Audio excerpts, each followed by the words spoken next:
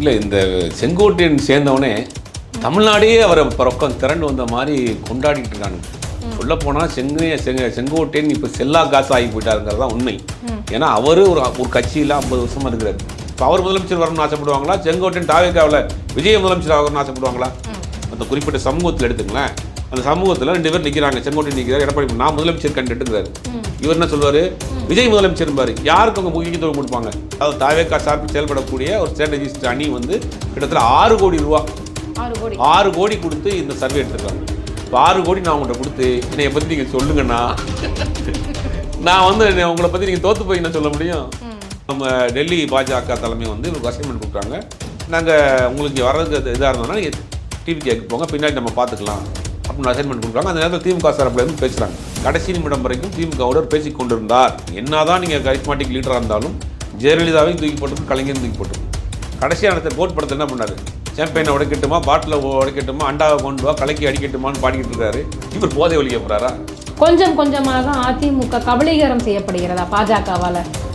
100% அதுதான்.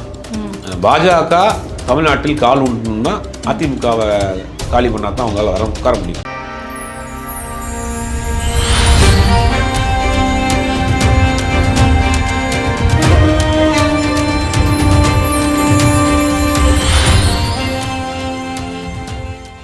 வாகை தமிழ் நேர்களுக்கு வணக்கம். இன்றைய நேர்காணலில் நம்மோடு இணைந்திருக்கிறார் பத்திரிகையாளர் திரு சுபேர் அவர்கள். வாருங்கள் பேசுவோம். வணக்கம் சார். வணக்கம் சார். இன்றைய தினம் பார்த்தீங்க அப்படின்னா விஜய் கட்சியை பற்றி நிறைய சர்வேகள் வந்துகிட்டு இருக்குது. பெருமளவில் அவருக்கு ஏகோபித்த வரவேற்பு மக்கள் மத்தியில் இருக்கிறதாகவும், குறிப்பாக கொங்கு மண்டலத்தில் அவர் கை ஓங்கி இருப்பதாகவும் சொல்லப்படுது. காரணம் என்னன்னா, செங்கோட்டையன் அதிமுகலேருந்து அங்கே போயிட்டாங்க. ஸோ இனிமேல் விஜய் தான், அவள் தான், அவர் அடிச்ச ஆளே கிடையாது. எப்படி பார்க்குறீங்க? இல்லை, இந்த செங்கோட்டையன் சேர்ந்தவனே தமிழ்நாடே அவரை பக்கம் திரண்டு வந்த மாதிரி கொண்டாடிட்டு இருக்காங்க. சொல்ல போனால் செங்கோட்டையன் இப்போ செல்லா காசு ஆகி போயிட்டாருங்கிறது தான் உண்மை. ஏன்னா அவர் ஒரு கட்சியில் 50 வருஷமாக இருக்கிறார். அந்த கட்சியிலேருந்து அவர் நீக்கப்படுறாரு.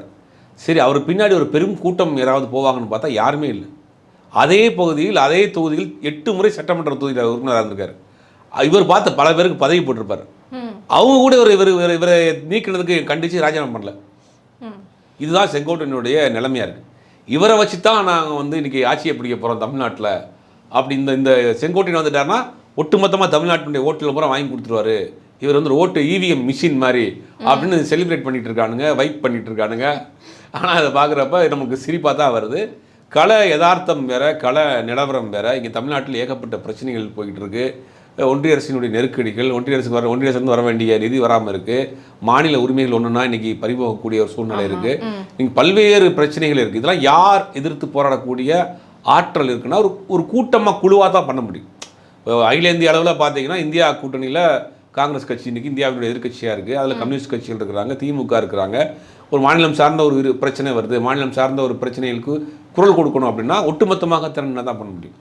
அப்படி ஒரு முக்கியமான வேலையை இன்றைக்கி இந்தியாவில் செஞ்சுட்டு இருக்காங்க.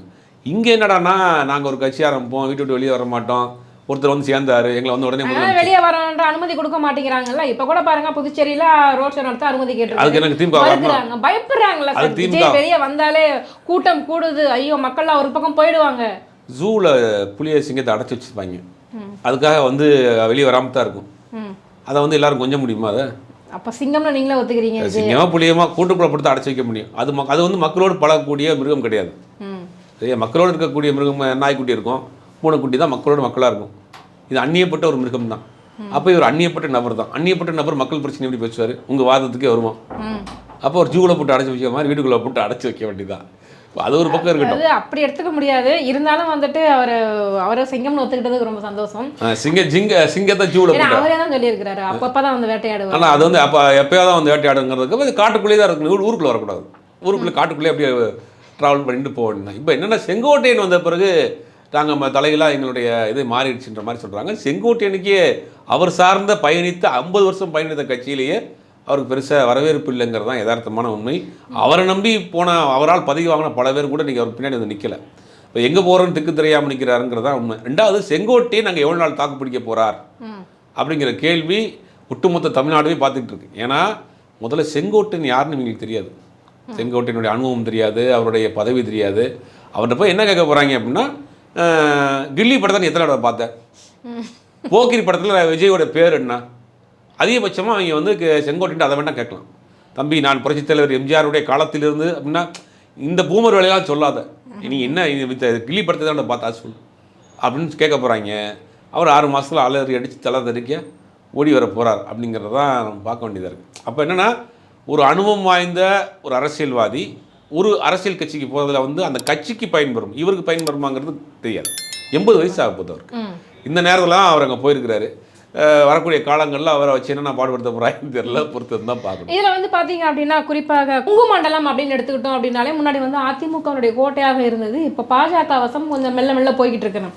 செந்தில் பாலாஜியை தாண்டி பாஜகவை தாண்டி அதிமுகவை தாண்டி தாவேகாவால் கொங்கு மண்டலத்தை கைப்பற்ற முடியும்னு நினைக்கிறீங்களா? உதாரணத்துக்கு சின்ன சாம்பிள் அப்படின்னா 2021 சட்டமன்ற தேர்தலில் கொங்கு பகுதி முழுவதுமே திமுக வந்து பெரிய தோல்வி சந்திச்சிச்சு.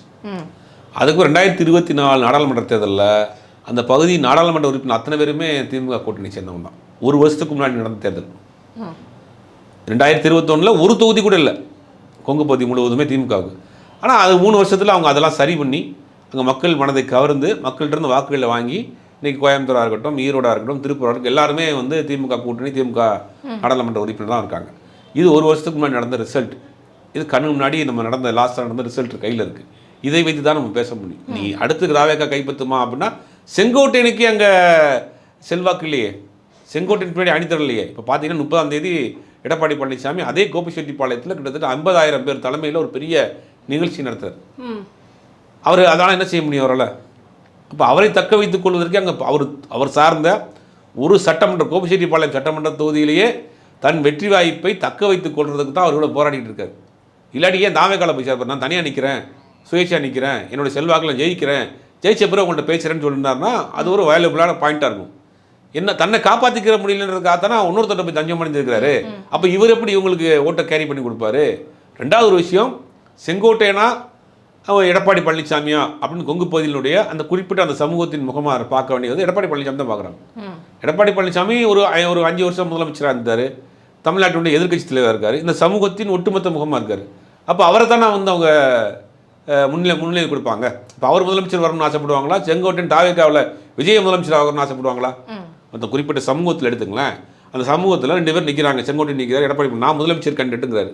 இவர் என்ன சொல்வார்? விஜய் முதலமைச்சர் பாரு. யாருக்கு அவங்க முக்கியத்துவம் கொடுப்பாங்க? அப்படிங்கும் போது அது வந்து சாத்தியம் இல்லாத ஒன்று தான். தேர்தல் முடிவுக்கு பிறகு தெரியும். குறிப்பாக தென் மாவட்டங்களில் பார்த்தீங்க அப்படின்னா விஜய் அவர்களுக்கு வந்துட்டு இந்த கிறிஸ்துவ ஓட்டுகள் நிறைய வரும். ஏன்னா அங்கே வந்துட்டு கன்வெர்டட் கிறிஸ்டின் ஆகட்டும் இல்லை ஆர்சி கிறிஸ்தவர்களாகட்டும் நிறைய வாழும் பகுதி. ஸோ அங்கே இருக்கிற ஓட்டுகள் வந்து முக்கால்வாசி வந்து விஜய் அவர்களுக்கு வந்துருச்சு. திமுகனுடைய வெறுப்பு ஓட்டுகள் வந்துட்டு விஜய் அவர்களுக்கு வருது. இந்த மாதிரி நிறைய அவங்க கால்குலேட் போட்டு என்ன சொல்லிச்சிருக்காங்க, எங்களுக்கு 30% வந்து ஓட்டு சதவீதம் வந்து இருக்குது, இன்னும் நாங்கள் கொஞ்சம் உழைச்சாலே போதும், நாங்கள் படுத்துக்கிட்டே கூட ஜெயிச்சிருவோம் அப்படின்றாங்க. இது எப்படி பார்க்குறீங்க? இல்லை, சமீபத்தில் ஒரு தனியார் தொலைக்காட்சி நிறுவனம் வந்து ஒரு சர்வே பண்ணியிருக்காங்க, ஆன்லைன் சர்வே.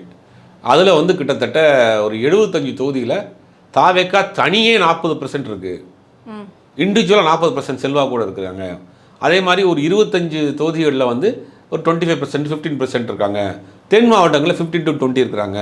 இது வந்து தேர்தல் நெருங்க அவங்க வந்து ஃபுல் ஸ்விங்கில் தனியாகவே ஒரு 150 தொகுதிக்கு மேலே ஜெயிப்பாங்கன்ற ஒரு கருத்து கணிப்பு லீக் பண்ணப்பட்டிருக்கு. அது ஒரு தனியார் இவங்க தான், அதாவது தாவேகா சார்பில் செயல்படக்கூடிய ஒரு ஸ்ட்ராட்டஜிஸ்ட் அணி வந்து கிட்டத்தட்ட 6 கோடி ரூபா 6 கோடி கொடுத்து இந்த சர்வே எடுத்துருக்காங்க. இப்போ 6 கோடி நான் உங்கள்கிட்ட கொடுத்து என்னை பற்றி நீங்கள் சொல்லுங்கண்ணா, நான் வந்து உங்களை பற்றி நீங்கள் தோற்று போய் என்ன சொல்ல முடியும்? அப்போ சர்வேங்கிறது ஆன்லைன் சர்வேங்கிறது. ஆன்லைன் சர்வே வந்து தாவேகா மாநாட்டில் எடுத்தாங்களா, இல்லை தாவேகா நிகழ்ச்சியில் எடுத்தாங்களா, இல்லை அது கிள்ளிப்பட ரீலீஸில் எடுத்தாங்களான்னு தெரியல. அது வந்து அது இன்னொரு கூடுதலான ஒரு தகவல் சொல்கிறாங்க. சேப்பாக்கம் திருவல்லிக்கேணி தொகுதியில் வந்து பார்த்தீங்கன்னா 40% டிவிக்கு இருக்குது, உதயநிதி ஸ்டாலின் ஜெயிக்கிறதே கஷ்டம் அப்படின்னு இவங்க வந்து ஒரு நரேஷனை செட் பண்ணுறாங்க. இது முற்றிலும் தவறான தகவல். சேப்பாக்கம் திருவல்லிக்கேணியில் என் தனிப்பட்ட அனுபவத்தில் நான் சொல்கிறாங்க, நிறைய நண்பர்கள் இருக்கிறாங்க, நிறைய உறவினர் இருக்காங்க, ஃப்ரெண்ட்ஸ் இருக்காங்க, எல்லாத்தையும் பார்த்துருக்கேன். சேப்பாக்கம் திருவல்லிக்கேணி தொகுதியில் உதயநிதி ஸ்டாலினுடைய செயல்பாடுகள் வந்து பெர்சனலாக அவருடைய செயல்பாடுங்கிறது வந்து வீட்டில் எல்லார் வீட்லேயும் அவரோட நம்பர் இருக்குது. அந்த அளவுக்கு ஒரு துணை முதலமைச்சராக இருந்தாலும் சரி, ஒரு முதலமைச்சருடைய பையனாக இருந்தாலும் சரி, டவுன் டு எர்த்து அங்கே இறங்கி வேலை செஞ்சுட்டு இருக்காரு. கிட்டத்தட்ட டே 1லேருந்து மழை காலமாக இருக்கட்டும். மழை காலத்தில் சொல்கிறாங்க, ஒரு நாள் வந்து நைட் எங்கள் ஏரியாவில் லேசாக தண்ணி போயிட்டு இருந்தது, பார்த்தீங்கன்னா கார்பரேஷன் வேலை செய்கிறவங்களோட நின்றுட்டு வேலை பார்த்துட்டு இருந்தார். அங்கே தசையெல்லாம் வந்து வெளியில் போகிறப்ப பார்க்குறப்ப இவர் நிற்கிறாரு. அந்த மாதிரி மக்கள் அந்த ரோட்டில் போய் ஏதாவது அந்த பக்கம் போனார்னா, ஏதாவது வீட்டில் காது குத்தம் கல்யாணமோ எந்த நிகழ்ச்சியாக இருந்தாலும் முதல்ல ஆளாக போய் உட்காந்துருக்காரு. அந்த வீட்டில் ஒருத்தராக எல்லாருடைய ஃபோன் நம்பரும் ஒரு டைரக்ட் ஃபோன் நம்பர் வச்சுருக்காங்க. அப்படி நெருக்கமாக இருக்கிறவர் அங்கே 40% டிவிகேக்கு இருக்குன்னு சொல்கிறது வந்து ஆச்சரியமாக இருக்குது. ரெண்டாவது சேப்பாக்கம் திருவள்ளிக்கணிங்கிறது திமுகவுக்கு ஓரளவுக்கு ஃபேவரான இடம். அந்த இடத்துலையும் நாங்கள் 40% இருக்கோம் அப்படின்ற போது இந்த 100% ஒரு நரேஷன். அதாவது என்ன பண்ணுறாங்கன்னா இன்னொரு தகவலும் நமக்கு சொன்னாங்க. இந்த சர்வே காமிச்சு தான் செங்கோட்டையனை உள்ள கொண்டு வந்திருக்காங்க. அவர் நம்பிட்டாரா என்ன? நம்பித்தானே போயிருக்கிறாரு. நம்பாம இருந்தாருன்னா ஏன் அங்கே போகிறாரு? ஏன்னா திமுகவிலையும் வந்து கூப்பிட்டாங்க. இல்லை அது என்ன நடந்துச்சு அப்படின்னா ஒரு ஆசிலேஷன் இருக்கிறார். ஆசிலேஷன் இருக்கிறப்ப டெல்லி பாஜக தலைமை வந்து இவருக்கு அசைன்மெண்ட் கொடுக்குறாங்க. நாங்கள் உங்களுக்கு இங்கே வர்றதுக்கு இதாக இருந்ததுனா நீங்கள் டிவி கேட்க போங்க, பின்னாடி நம்ம பார்த்துக்கலாம் அப்படின்னு அசைன்மெண்ட் கொடுக்குறாங்க. அந்த நேரத்தில் திமுக தரப்புலேருந்து பேசுகிறாங்க. திமுக தரப்புலேருந்து பேசப்படுறப்ப இவர் சென்னைக்கு வந்துட்டார். அன்றைக்கி எம்எல்ஏ பற்றி ராஜினாமா பண்ணுறாரு. அப்போ அன்றைக்கி ஒரு பேச்சுவார்த்தை நடக்குது. கடைசி நிமிடம் வரைக்கும் திமுகவோட பேசி கொண்டிருந்தார் செங்கோட்டையன். அது உண்மை. அதை தான் தெரிஞ்சு போய் என்ன பண்ணுறாங்கன்னா 27ஆம் தேதி இணைப்புக்கு 26ஆம் தேதியே விஜய் பார்த்துட்டார். 27ஆம் தேதி இணைப்புக்கு 26ஆம் தேதியே அவரை கூட்டு போய் பார்த்துட்டு 26ஆம் தேதி அஃபிஷியல் அனௌன்ஸ் பண்ணாங்க. ஆக்சுவலாக 26ஆம் தேதியே அவர் சேர்ந்துட்டார். அப்போ இந்த பேச்சுவார்த்தை ஒரு ஆஸ்பிரேஷன் இருக்கிறார். அதாவது என்னென்னா செங்கோட்டையன் பொறுத்த வரைக்கும் திமுகவில் போய் சேருவதற்கு அவருக்கு என்ன ஒரு தடங்களாக இருக்குது அப்படின்னா அதே பகுதியில் இருக்கக்கூடிய முத்துசாமி, தோப்பு வெங்கடாசலம் இவங்களால வந்து நமக்கு ஒரே இடத்துல அரசியல் பண்ணணுமே அப்படிங்கிற ஒரு சின்ன நெருடல் இருந்தது. அதை அவங்கள வச்சே பேசினாங்க. பேசி சரி பண்ணி இவரை உள்ளே கொண்டு வர்றதுக்கு உண்டான எல்லா வேலையும் நடந்தது. அவரும் ஆல்மோஸ்ட் அந்த பக்கம் போகிற மூடில் வந்துட்டார்.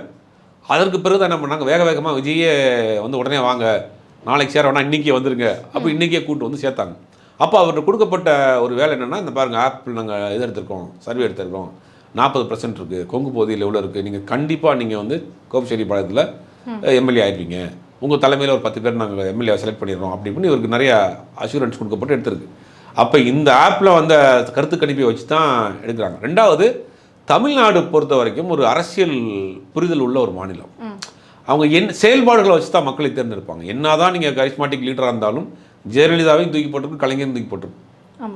அவங்க 1000 கள செயல்பாட்டில் இருந்தாலும் கூட கலைஞர்லாம் அவர் ஒரு நாளைக்கு வந்து 8 மணி நேரம் 10 மணி நேரம் வேலை செய்யக்கூடிய அவருடைய பேச்சு ஆற்றல், ஒரு மேடையில் ஏறினார்னா எவ்வளோ விஷயத்தை அவர் கேதர் பண்ணுறாரு. ஒரு நாளைக்கு 10 நிகழ்ச்சிக்கு போவார். 10 நிகழ்ச்சிக்கு போனாலுமே அந்தந்த நிகழ்ச்சிக்கு தேவையானதை ப்ரிப்பேர் பண்ணிட்டு போய் அங்கே பேசுகிறது, அங்கே நடக்கக்கூடிய சம்பவங்களை வச்சு பேசுகிறது அப்படிங்கிறதெல்லாம் வந்து மிகப்பெரிய ஒரு உழைப்பு. அந்த மாதிரி ஜெயலலிதா பொறுத்த வரைக்கும் அட்மினிஸ்ட்ரேஷன் அவங்கள்ட்ட வேலை பார்க்குறது ஒரு ஸ்கூலில் ஹெட்மாஸ்டர் வேலை பார்த்த மாதிரி இருப்பாங்க. ஒரு ஐஏஎஸ் ஆஃபீஸர்ஸ்லாம் சொல்லுவாங்கன்னா ஒரு நாங்கள் ஐஏஎஸ் தாங்க, ஆனால் வந்து நாங்கள் வந்து ஒரு ஸ்கூலில் ஒரு டீச்சர்கிட்ட ஒர்க் பண்ணுற மாதிரி இருக்கும். ஒரு ஃபைலை கொண்டு போய் போட்டாங்கன்னா என்ன பண்ணுவாங்கன்னா பென்சிலை வச்சு பார்த்துருப்பாங்களாம். ஒரு எழுத்து ஒரு இட்டு ஏதாவது வந்தோன்னா அப்படி மார்க் பண்ணுவாங்க. அந்த அளவுக்கு மைன்யூட்டாக பார்க்கும். அப்படி உள்ள ஆட்களையே தமிழ்நாடு வந்து தூக்கியும் போட்டிருக்கும், கொண்டாடியும் செஞ்சுருக்கு. அப்படிப்பட்ட தலைவர்களை பார்த்த தமிழ்நாடு விஜய் எப்படி எடுத்துருவாங்க?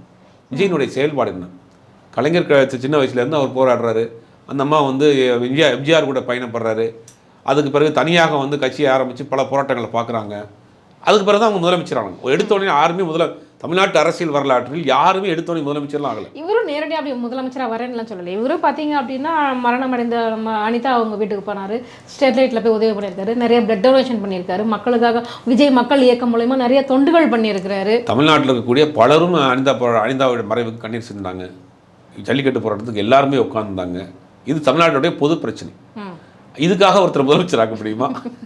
இல்ல அப்படிதான் சொல்லி இல்ல அவர் சொல்றாரு. அந்த கட்சியை சேர்ந்த அவங்க பேசும்போது அவங்க அப்படிதான் சொல்றாங்க. பாத்தீங்களா, திமுகவை நாங்க தான் அதிகமா பண்ணியிருக்கிறோம். அதெல்லாம் வந்து திமுக என்ன பெண்களுக்கு பாதுகாப்பு இல்லையா சார்? திமுக இத பத்தி அரசுல வந்து இது வந்து ஒரு இந்த வாதமே வந்து அறிவில்லாத வாதம். பெண்களுக்கு பாதுகாப்பு இன்னைக்கு நம்ம சொல்ல வேணாம், நீங்க போய் கூட செக் பண்ணி பார்த்துக்கலாம்.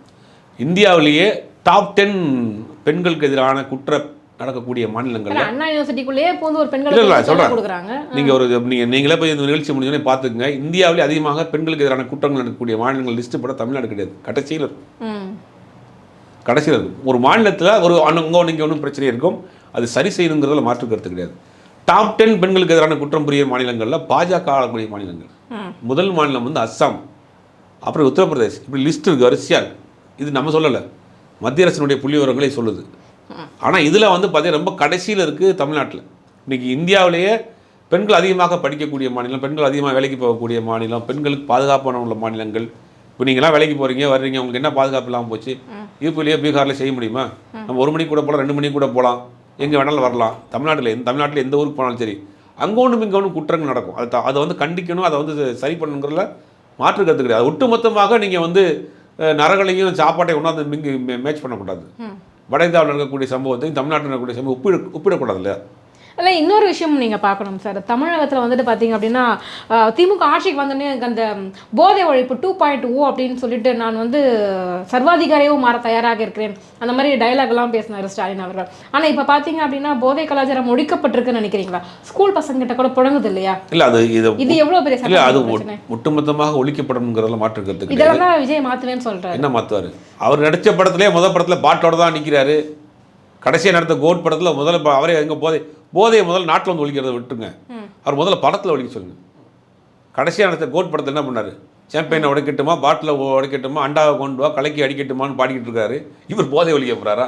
குறைந்தபட்சம் அவர் நடிக்கக்கூடிய படத்தில் கூட போதையை ஒழிப்பதற்கான எந்த வேலையும் செய்யலை. எம்ஜிஆர் செஞ்சார். எம்ஜிஆர் சொன்னீங்கல்ல, எம்ஜிஆர் தன்னுடைய படங்களில் சிகரெட் பிடிப்பது போலையோ மது அருந்துவது போலையோ ஒரு காட்சியில் நடித்ததில்லை. ஏன்? நமக்கு பின்னாடி ஃபாலோ பண்ணி ஒரு கூட்டம் வர்றான், அவன் என்ன பண்ணுவான்னா நம்மளை மாதிரி முடி வெட்டிக்கிடுவான், நம்மளை மாதிரி மீசையை வரைஞ்சிக்கிடுவான், நம்மளை மாதிரியே வந்து எக்ஸசைஸ் பண்ணுவான், நம்மளை மாதிரியே வந்து ட்ரெஸ்ஸு போடுவான், நம்ம குடிச்சா அவன் குடிப்பான். ஆமாம், நம்ம குடிக்கக்கூடாது. அந்த குறைந்தபட்ச ஒரு அறிவு இருந்ததில்ல, குறைந்தபட்ச ஒரு மக்கள் மேலே ஒரு நம்பிக்கை இருந்ததில்ல. ஏதாவது செய்யணும். விஜய் என்ன பண்ணார்? திரைப்படங்களில் கூட தன்னுடைய கருத்துக்களை சொல்லலையே, ஸ்ட்ரைட்டாக முதலமைச்சர் அப்படிங்கிறது தான். இதெல்லாம் தமிழ்நாட்டு மக்கள் பார்த்துட்டு இருப்பாங்க. இப்போ ஒரு கூட்டத்தை வந்து நீங்கள் வந்து போதைக்கு எதிரான ஒரு மேடைகள் ஏதாவது பேசியிருக்காரா விஜய்? குறைந்த ஆட்சி அதிகாரத்துக்கு வரட்டும், மாநாடுகளில் போடுறாருல, குறைந்தபட்ச தம்பிகளா நண்பிகளா, போதைங்கிற ஒரு பெரிய விஷயம், தம்பி நண்பிகளா, யார் குடிச்சிட்டு மாநாட்டுக்கு வரக்கூடாது, குடிக்காமல் வீட்டுக்கு போங்க, குறைந்தபட்சம் பேசியிருக்கிறாரா? இப்போ இவர் எங்கள் நாட்டில் ஆட்சி அதிகாரத்தில் உட்காந்து தான் போதை ஒழிக்க போகிறாரா? அப்போ இதெல்லாம் வந்து அரசியலுக்காக பேசுகிறோம். குறைந்தபட்சம் 75 வருஷம் வந்து பாரம்பரியமிக்க திமுக இந்த ஒரு விஷயத்தில் என்ன முடிவெடுத்திருக்காங்க? ஏன்னா வந்துட்டு கள்ளச்சாரம் சாகும் முதல் இல்லை, ஒன்றும் கொஞ்சம் இதில் கவனம் செலுத்தணுங்கிறத மாற்றுக்கிறது கிடையாது. இந்த விஷயங்களில் ஒன்றும் படிப்படியாக குறைக்கப்படும் அப்படின்னு சொன்னாங்க. இல்லை, இன்னும் கொஞ்சம் கவனம் செலுத்தணும். ஏன்னா அங்கீகரிக்கப்படாத டாஸ்மாக் இன்னைக்கு என்னன்னா, போதைங்கிற டாஸ்மார்க்கு மட்டும் இன்னைக்கு போதைன்னு கிடையாது. இன்னைக்கு பல்வேறு விதமான போதை கலாச்சாரம் வந்துருச்சு. அது வந்து நம்ம என்ன சொல்றதுன்னா, ஒட்டுமொத்தமாக நம்மளுடைய அந்த கலாச்சாரமே மாறிக்கிட்டு இருக்கு. இன்றைக்கி பார்த்தீங்கன்னா வந்து எப்பயோ ரேராக தான் வந்து குடிக்கிற ஆள் இருந்தாங்க, இன்றைக்கி ரெகுலராக குடிக்க ஆரம்பித்தாங்க, ஃபேமிலியோடு குடிக்கிற ஆரம்பித்தாங்க. ஆண் பெண் பேதம் இல்லை. இன்றைக்கி அந்த கலாச்சாரம் யார் வந்து அரசாங்கம் பண்ணுச்சு? ஒரு பார்ட்டினா குடும்பத்தோடு உட்காந்து குடிக்கிறானுங்க. இதுக்கு அரசாங்கமாக காரணம்? கல்ச்சர் மாறி போச்சு, வெஸ்டர்ன் கல்ச்சர். ஒரு சின்ன பார்ட்டினா கூட அங்கே அன்றைக்கி வந்து ஒரு மது பார்ட்டி இல்லைனா வந்து அந்த ஃபங்க்ஷன் நிறைவடையாதுங்கிற ஒரு கல்ச்சர் வந்துருச்சு இல்லையா? இதுக்கு அரசாங்கம் என்ன செய்யும்? இதை வந்து தனி மனிதனும் கொஞ்சம் கொஞ்சம் முயற்சி பண்ணணும், குடும்பத்தில் இருக்கக்கூடியவர்களும் கோஆப்ரேட் பண்ணணும். கலாச்சாரமே இன்றைக்கி சீரழிஞ்சு போச்சு. அன்றைக்கி நல்லா பெரிய ஃபேமிலியாக இருந்தால் வீட்டில் பாரே வச்சுருக்கானே, பணக்கார வீட்டில் நல்ல ஒரு நிகழ்ச்சி நடந்ததுன்னா மது விருந்து இல்லாத நிகழ்ச்சியே கிடையாது. குழந்தைக்கு பார்த்துட்டேன்னா கூட அன்றைக்கி அந்த பார்ட்டி நடக்குது வீட்டில், ஒரு நடுத்தர குடும்பத்தில் நடக்குது இன்றைக்கி. இப்போ இந்த கலாச்சாரம்ங்கிறது இது அதிகரிச்சுட்டே போகுது. இதை வந்து நம்ம அடிப்பண்டத்திலேருந்து நம்ம வந்து சரி பண்ணக்கூடிய வேலையை செய்யணும். கலாச்சார சீர்குலைவு அதிகமாக போயிட்டு அரசாங்கமும் அதில் கூடுதல் கவனம் செலுத்தணும். கண்டிப்பாக. இதில் இன்னொரு விஷயம் என்னென்னா, செங்கோட்டையன் பேசும்போது சொன்னார், அதிமுகவில் வந்து இன்னும் நிறைய சீனியர் மினிஸ்டர்ஸ் வந்துட்டு வர இருக்கிறாங்க, வெளியே வர இருக்கிறாங்க, கொஞ்சம் கொஞ்சமாக அதிமுக கபலீகரம் செய்யப்படுகிறதா பாஜகவால்? 100% அதுதான். பாஜக தமிழ்நாட்டில் கால் உண்டுன்னா அதிமுகவை காலி பண்ணால் தான் அவங்களால உட்கார முடியும். அதிமுக காலி பண்ணிட்டு அப்புறம் வேற யாரை கூட கூட்டம்? அதிமுக வெஸ்ட் பாஜக வெஸ்ட் டிஎம்கே, அதான் அவங்களுடைய நிறைய நோக்கமே வந்து என்னன்னா, திமுக அதிமுகன்றது போய் திமுக வெர்சஸ் பாஜக. ஆமாம், தமிழ்நாட்டில் 50 வருஷமா திமுக அதிமுகங்கிற கட்சி, ரெண்டு கட்சியும் மசைக்க முடியாத கட்சி இருக்குது. 1000 குறைபாடுகள் அதிமுக மேல் இருந்தாலும், 1000 பிளவுகள் இருந்தாலும், நாடாளுமன்ற தேர்தலில் அதிமுக வாங்கிய ஓட்டு வந்து 22%. அந்த ஓட்டு பேங்க் அப்படியே வச்சுருக்காங்க. இவங்க கால் வைக்க முடியல. இவங்க எந்த இடத்துல இருக்காங்க? பாஜக. அப்போ பாஜக அதிமுகவை கபலீகரம் பண்ணால், அதிமுகவை காலி பண்ணால் தான் பாஜக அங்கே உட்கார முடியும். இந்த இருதுருவ அரசியல், திராவிட அரசியல் வந்து தமிழ்நாட்டில் ஸ்ட்ராங்காக இருக்குது. இந்த ரெண்டு கட்சியும் வாங்கின ஓட்டை கூட்டி பாருங்களேன், பாஜக எங்கேயோ இருக்கும். அப்போ அவங்களுக்கு வந்து கிட்டத்தட்ட 11 வருஷம் போராடுறாங்க. பல மாநிலங்கள் அவங்க கையெடுத்துட்டாங்க. தமிழ்நாட்டுக்குள்ள கால் வைக்கிறதுக்கு என்ன பண்ணுறாங்கன்னா, பல்வேறு முகமூடியில் போடுறாங்க. ஓட்டுகளை பிரிக்கிறது, ஓட்டுகளை சேர்க்கிறது, கட்சிகளை உடைக்கிறது, இவிஎம் வைக்கிறது, வடமாநில தொழிலாளர்களை கொண்டு வந்து வாக்காளராக ஆக்குறது, பல்வேறு முயற்சிகளை பண்ணுறாங்க. இப்படி ஒரு ஆபத்தான நிலைமை இருக்கும். தமிழ்நாடு அவங்களுக்கு ரொம்ப ரொம்ப முக்கியமான ஒரு மாநிலமாக இருக்குது. தமிழ்நாட்டை அவர்கள் கையில் எடுத்தால் தான் வரலாற்றை மாற்ற முடியும். நம்ம வந்து கீழடி நாகரிகம் தான் முன்னோடி நாகரிகம்ன்றோம், அவங்க சரஸ்வதி நாகரிகம்ன்றான். வரலாற்றை அவங்க மாற்றி எழுதுறதுக்கு தமிழ்நாடு அவங்களுக்கு தேவை. அதுதான் சொல்கிறோம். இந்த தேர்தல் ரொம்ப முக்கியமான தேர்தல். இந்த தேர்தலை நம்ம விட்டுட்டோம்னா, பாஜக நேரடியாக பாஜக கூட்டணியோடவோ தமிழ்நாட்டில் வந்து உட்காந்துட்டாங்கன்னா தமிழ்நாட்டினுடைய கதை மொத்தம் முடிஞ்சிடும். 50 வருஷம் நம்ம கட்டி காத்து உருவாக்கி வச்சிருக்கக்கூடிய அந்த கட்டமைப்புகள் அத்தனையும் இன்றைக்கி போயிடும். நம்ம உடனே தேசிய கல்விக் கொள்கை கொண்டு வந்துருவாங்க, இந்தியை கொண்டு வந்துருவாங்க. என்னென்ன வழியில் என்னென்ன பண்ண முடியும், மக்கள் மத்தியில் ஒரு பிளவு ஏற்படுத்துவாங்க, சாதி ரீதியான மோதலை ஏற்படுத்துவாங்க, மத ரீதியான மோதலை ஏற்படுத்துவாங்க. அவங்க அப்படி தான் பண்ணுவாங்க. ஒரு மாநிலத்துக்குள்ளே உள்ளே போயிட்டு இந்த மாநிலத்தினுடைய வளங்களை வந்து தனியாருக்கு சூறையாடுறதுக்கு என்ன பண்ணுவாங்கன்னா, மக்கள் ஒன்று சேர்ந்துடக்கூடாது, மக்களை பிரித்து வைப்பாங்க. பிரித்து வச்சுட்டு மக்கள் வந்து அங்கே இருக்கக்கூடிய கனிமங்களை சூறையாடுறது, அங்கே இருக்கக்கூடிய தொழில்களை சூறையாடுறது, வட இந்திய தொழிலாளர்களை கொண்டு வந்து அங்கே வைக்கிறது, இந்த வேலையெல்லாம் செய்வாங்க. இப்போ தமிழ்நாட்டுக்குள் அந்த மாதிரி ஆபத்து வந்துடக்கூடாதுங்கிறதா எல்லா கட்சி நிர்வாகிகளுக்கும் அந்த அந்த எண்ணம் தான். அது வந்து அதிமுக நிர்வாகிகள் நீங்கள் பர்சனலாக கேட்டிங்கன்னா அவங்க அதான் சொல்கிறாங்க. எங்களுக்கு துளி கூட பாஜக கூட கூட்டணி விருப்பம் கிடையாது, வந்தால் என்ன நடக்கும்னு தெரியும், வந்துடவே கூடாதுங்கிறது தான் எல்லாருடைய நிலைப்பாடும். இந்த தமிழ்நாடு அப்போ அமைதியாக இருக்கும், அமைதியாக இருந்துகிட்டு இருக்கோம், அவங்க வேலையை பார்த்துட்டு இருக்கோம். உள்ளே வந்துட்டாங்கன்னா முடிஞ்சு போச்சு கதை. தமிழ்நாடு வரலாறு மாற்றப்படும், இங்கே நிம்மதி இருக்காது, இயற்கை வளங்கள் சூறையாடப்படும், தனியாருக்கு கொடுக்கப்படும். இதெல்லாம் ஆபத்து இருக்குது. இதெல்லாம் இந்த ஆபத்தெல்லாம் தெரிஞ்சு தான் சிந்திக்கக்கூடிய கட்சிகள் வந்து ஒரு அணியில் நிற்கிறாங்க. இவர்களையும் ஒட்டுமொத்தமாக இருந்தால் தான் எதுக்க முடியும், தனியாக இருந்து எதுக்க முடியாது. அதனால அகில இந்திய கட்சியாக இருக்கக்கூடிய காங்கிரஸ் கட்சியாக இருக்கட்டும், கம்யூனிஸ்ட் கட்சியாக இருக்கட்டும், விடுதலை சிறுத்தைகள் கட்சியாக இருக்கட்டும், எல்லாம் ஒன்றிணைந்து நிற்கிறாங்க. ஏன்னா பாஜகங்கிற ஒரு கட்சி கிடையாது, அது ஒரு அரசியல் கட்சி கிடையாது, அது ஒரு இயக்கம்.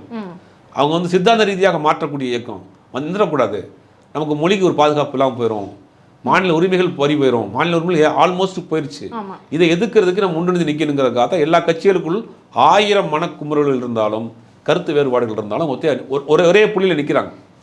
இப்போ அதைத்தான் நம்ம வந்து கேட்குறோம். விஜய் இதை எதிர்த்து என்ன செய்ய போகிறாரு? இவங்களை எதிர்த்து இத்தனை கட்சி அங்கே இருந்தே ஒன்றும் பண்ண முடியல, பாஜகவை எதிர்த்து போராட முடியல. நீங்கள் தனியாக என்ன செஞ்சுருவீங்க? இப்போ எஸ்ஐஆர் வந்துச்சு, எஸ்ஐஆரை எதிர்த்து இன்றைக்கி அத்தனை கட்சியும் நாடாளுமன்றத்தில் பேசிட்டாங்க, அத்தனை கட்சிக்கு தலைவர்களும் இருக்கிறாங்க, அத்தனை நாடாளுமன்ற உறுப்பினர் இருக்காங்க. நீங்கள் தனிச்சிருந்து என்ன செஞ்சிட முடியும்? இப்போ ஆபத்தான நிலைமையில் தமிழ்நாட்டு இருக்குது. எப்படியாவது அவங்க உள்ளே வரணும்னு நினைக்கிறாங்க. உள்ளே வந்தால் என்ன நடக்குங்கிறது சீனியர் அரசியல்வாதிகள் தெரியுது. அப்போ அவங்க வந்து எனக்கு சீட்டு முக்கியம் கிடையாது, நம்ம வந்து எப்படியாவது நம்ம தமிழ்நாட்டை காப்பாற்றணுங்கிற ஒரு ஒத்த புள்ளியில் நிற்கிறாங்க. விடுதலை சிறுத்தைகள் கட்சி தலைவரான திருமாவளவன் வந்து 2021 நாடாளுமன்ற சட்டமன்ற தேர்தலில் அறிவாலயத்தில் ஒரு பேச்சுவார்த்தை நடந்தது. பேச்சுவார்த்தையில் சீட்டில் ஒரு தொகுதி 2-3 பேர் கேட்குறாங்க, அந்த இழுபறி நடக்கும். அப்போ வந்து வெளியே வந்து கேட்குறாங்க, 2வது முறையாக பேச்சுவார்த்தை தோல்வி அடைந்து வெளியே கேட்குறாங்க. அப்போ பத்திரிகையாளர் கேட்குறாங்க, திமுக கூட்டணி வெளியே வந்துடுவீங்களா நீங்கள் அப்படின்னு கேட்குறாங்க. அப்போ என்ன சொல்கிறாரு, நாங்கள் வந்து மதசார்பற்ற அணியில் இருக்கிறோம், இந்த பாசிச சக்திகள் தமிழ்நாட்டில் கால் ஊன்றி விடக்கூடாது, எனக்கு நான் தேர்தலில் நிற்காட்டியும் கூட பரவாயில்ல, அவங்க வரக்கூடாது, அதுக்காக நாங்கள் வேலை செய்வோம், போட்டிடலான்னு பரவாயில்ல. இதில் காங்கிரஸ் பார்த்தீங்க அப்படின்னா விஜய் பக்கம் போவதற்கான வாய்ப்புகள் நிறைய இருக்குது. ஏன்னா ராகுல் காந்தியும் விஜயும் ஃப்ரெண்டாக இருக்கிறாங்க, அவர் காங்கிரஸ் வந்து ஆட்சியிலையும் அதிகாரத்திலையும் பங்கு வேணும்னு கேட்குறாங்க. இந்த நிறைய ஒரு பூசல்கள் இருந்துகிட்டே இருக்குது, வாய்ப்புகள் இருக்கா? ராகுல் காந்தி அவர் ஒரே காலேஜில் படித்தாங்க, ஃப்ரெண்ட்ஸ்ன்னு சொல்லிக்கிறாங்க, அதெல்லாம் சொல்கிறாங்க. இவங்க செட் பண்ணுறதை பார்த்து ராகுல் காந்தி விஜய் ரொம்ப க்ளோஸ் ஃப்ரெண்டு, அவர் சொல்லி அவர் அரசியலுக்கே வந்தாராமே. இந்த வடிவேல் காமெடி, நானும் ரொம்ப க்ளோஸ் ஃப்ரெண்டுங்க, ஒரே காரணம் அங்கே போவோம் அப்படிங்கிற மாதிரி இவங்க பேசிட்டு இருக்காங்க. அதெல்லாம் எதுவுமே கிடையாது. அகில இந்திய அளவில் காங்கிரஸுக்கு, தமிழ்நாட்டை பொறுத்தவரை காங்கிரஸ் கட்சிக்கு திமுகவினுடைய தயவு தேவை, அகில இந்திய அளவில் திமுகவுக்கு காங்கிரஸின் தயவு தேவை. இவங்க எல்லாம் மதசார்பற்ற ஒரு அணியில் இருக்கிறாங்க. அப்போ எப்படி கலட்டி விட்டு விஜய்கிட்ட போவாங்க?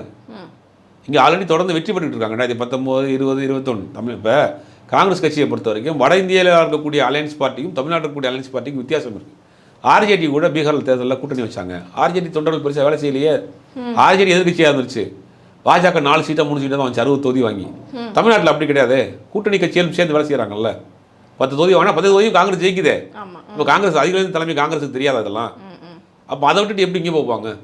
இப்போ இது வந்து உள்ளுக்குள்ளே இருக்கக்கூடிய ஆட்கள் ஒரு நரேஷன் செட் பண்ணிகிட்டே இருக்காங்க. இதில் ஒரு உங்களுக்கு கண்டிப்பாக இந்த கேள்வி உங்கள்கிட்ட கேட்கணும்னு நினச்சிட்டு இருக்கேன். என்ன அப்படின்னா விஜய் அவர்களுடைய அந்த விஜய் அவருடைய கட்சியினுடைய பெருந்தன்மை வந்து ரொம்ப பெருமையாக பேசிக்கிட்டு இருக்காங்க. ஏன்னா செங்கோட்டையன் வந்துட்டு ஜாயின் பண்ணும்போது மேடம் ஜெயலலிதாவோட ஃபோட்டோ வந்து பேக்கெட்டில் வச்சுருந்தாங்க, பேனரில் கூட பார்த்தீங்கன்னா எம்ஜிஆர் ஜெயலலிதா, இங்கே செங்கோட்டையன் இந்த பக்கம் விஜய், அவ்வளோ பெருந்தன்மையான ஒரு கட்சியாக தாவேக்கா திகழ்கிறது அப்படின்றது ரொம்ப புல்லரிக்கக்கூடிய விஷயமா இருக்கு இல்லையா? அடுத்த கட்சி ஆட்டையை போடுறது தான்.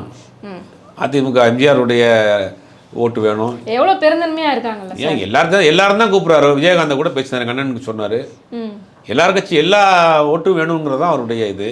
அப்போ அதிமுகக்குள்ள ஒரு குழப்பம் இருக்குது. அப்போ ஜெயலலிதாவை தூக்கி பிடிச்சா அதிமுகவில் இருக்கக்கூடிய ஜெயலலிதா அனுதாபிகள் தன் பக்கம் வருவாங்க. இது ஒரு ட்ரிக்கு தான், இந்த அரசியலில் ஒரு தன் பக்கம் இழுத்துக்கிறது. நேற்று கூட முதலமைச்சர் வந்து ஜெயலலிதா கவின் யூனிவர்சிட்டியோடைய பேரை கூட மாற்றல, நாங்கள் எல்லாம் ஃபண்டு பண்ணியிருக்கோம், அம்மா உணவு ரன் பண்ணிட்டு இருக்காங்க. அதுக்காக என்ன செய்ய முடியும்? இது இந்த பெருமந்தன்மையில பேச மாட்டீங்க நீங்கள். அம்மா உணவகம் அந்த அம்மா நடத்துனாங்க, அதுக்கப்புறம் ஆட்சி ஆனா போயிடுச்சு. நிறைய இடத்துல க்ளோஸ் பண்ணிட்டாங்கல்ல சார், கொஞ்சம் இடத்துல தான் இருக்கு இல்லை ஓரளவுக்கு நடத்திட்டு இருக்காங்க. அந்த பேர் இருக்குல்ல, நடந்துகிட்டு இருக்குல்ல. ஜெயலலிதா இயலிசை கல்லூரின்னு ஒரு கல்லூரி வச்சிருக்காங்க. அது நிறைய ஃபண்டு கொடுத்துருக்காங்க. நேற்று கூட டாக்டரேட் கொடுத்துருக்காங்க, அந்த பேர் வச்சிருக்காங்க. இன்னொரு கூடுதல் தகவல் சொல்கிறேன். மெரைன் யூனிவர்சிட்டி ஒன்று இருக்குது, அதுக்கு வந்து ஜெயலலிதா பேரை வைக்கணும், ஜெயலலிதா மெரைன் யூனிவர்சிட்டி அப்படிங்கிறதுக்கு வந்து திமுக அரசாங்கம் சட்டமன்றத்தில் கொண்டு வந்தாங்க தீர்மானம். கொண்டு வந்து நான் அதை வந்து கவர்னருக்கு அனுப்பி அது பெரிய போராட்டத்துக்கு பிறகு கொண்டு வந்தாங்க. அப்போல்லாம் வந்து அந்த பெருமந்தெல்லாம் பேச மாட்டேங்க. நேர் எதிராக அரசியல் செய்த கட்சிகள், நேரெதிராக போட்டி போட்டு அரசியல் பண்ண கட்சிகள் ஒரு பெருந்தன்மையோடு நடந்துருச்சு, அதெல்லாம் பேச மாட்டேங்க. விஜய் தான் பெருந்தன்மையாக நடந்துனா, விஜய் ஏன் பெருந்தன்மையாக நடந்துக்கிறார் அப்படின்னா அங்கே குழப்பமாக இருக்குது, அந்த ஓட்டை தன் பக்கம் கொண்டு வரணும், அது ஒரு அரசியல் தான். ஓகே சார், உங்கள் பார்வையில் விஜய் அவர்கள் எந்த தொகுதியில் நின்னா ஜெயிப்பாருன்னு நினைக்கிறீங்க? அது ஜோசியக்காரர் தான் முடிவு பண்ணணும். அவருக்கு எந்த ஜோசியக்காரர், நான் என்னுடைய பார்வையை விடுங்க, ஜோசியக்காரனுடைய பார்வை. அவன் ஜோசியக்காரன் கட்டம்லாம் போட்டு பார்த்துட்டு விங்கிறது நேம் வர்ற மாதிரி ஏதாவது தொழில் நில்லுங்க, விக்கிரவாண்டியா, விழுப்புரமா, விருதாச்சலமா, இல்லை விருகம்பாக்கமா அப்படின்னு அந்த ஜோசியக்காரன் சொல்லி கொடுக்குறத வச்சு தான் அவர் சட்டையே போடுறாரு. ஜோசியக்காரன் சொல்கிறத வச்சு தான் அவர் இன்றைக்கி ஒயிட் ரைஸ் சாப்பிட்லாமா இல்லாட்டி எல்லோ ரைஸ் சாப்பிட்லாமாங்கிறத முடிவு பண்ணிட்டு வாழ்ந்துட்டு இருக்காரு. இதில் நம்ம முடிவு பண்ணுறத ஜோசியக்காரன் முடிவு பண்ணுறத அவர் நிற்பார். எங்கள் கேள்விகளுக்கு ரொம்ப சிறப்பான பதில் சொன்னீங்க சார், நன்றி.